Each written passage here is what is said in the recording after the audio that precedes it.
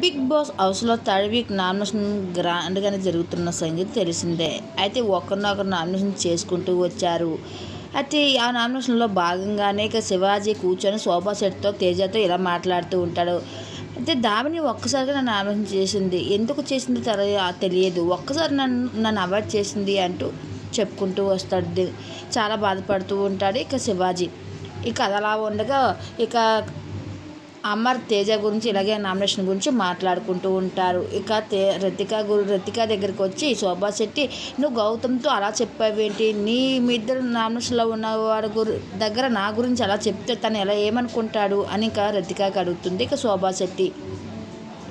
ఇంకా అలాగే ఇంకా తేజ అలాగే సందీప్ కూడా ఇలా నామినేషన్ గురించి మాట్లాడుకుంటూ ఉంటారు. ఇలా బిగ్ బాస్ హౌస్లో ఒకరు నామినేషన్ చేసుకునే విధానం గురించి ఒకరొకరు మాట్లాడుకుంటూ ఉండగా ఇక రతిక మాత్రం కూర్చొని ఏడుస్తూ ఉంటుంది. అక్కడికి శివాజీ వచ్చి ఏంటయిందని ఇక అడుగుతూ ఉంటాడు. దేనికి హర్ట్ అయ్యావు అని అడుగుతాడు.